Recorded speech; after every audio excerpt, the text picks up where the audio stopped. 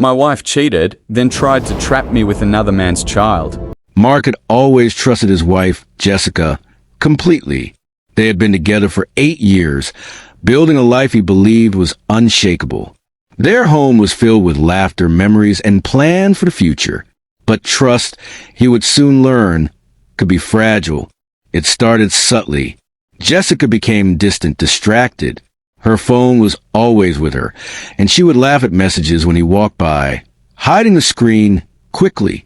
Mark noticed, but he told himself it was paranoia. He didn't want to see the cracks in what he thought was a perfect marriage. Then came the conversation that shattered everything.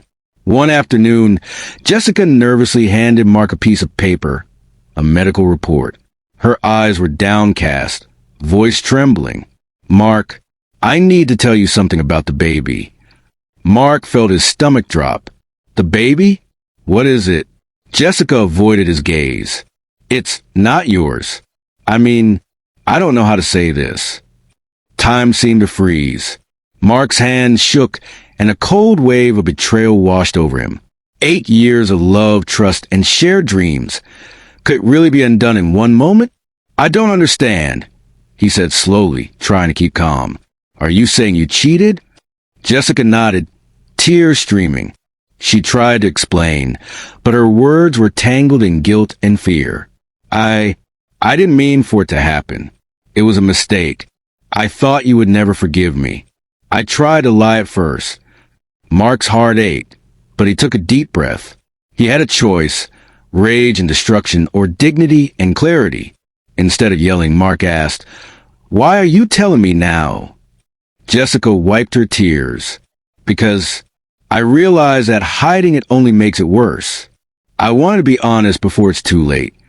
Mark spent the next few hours processing reality. Betrayal had a sharp edge, but he also realized that forgiveness, honesty, and boundaries mattered more than holding on to anger forever. Over the next week, he sought advice from a counselor. He needed to understand whether marriage could survive, or if moving on was the only healthy option. Slowly, he built a plan, one that would protect his heart and allow him to act with integrity. When the time came to confront the situation fully, Mark remained composed.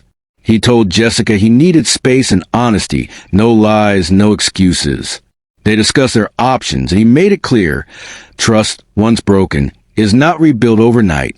In the end, Mark decided that some wounds were too deep to fully heal.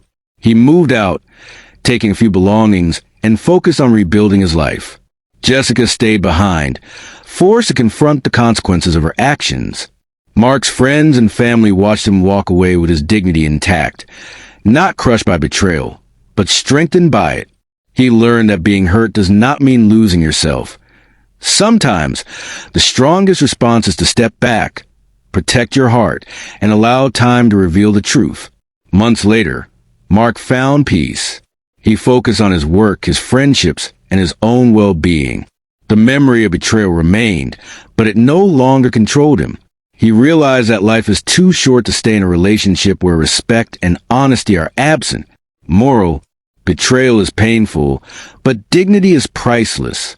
The strongest revenge is not anger or revenge, but walking away with self-respect and protecting your own heart.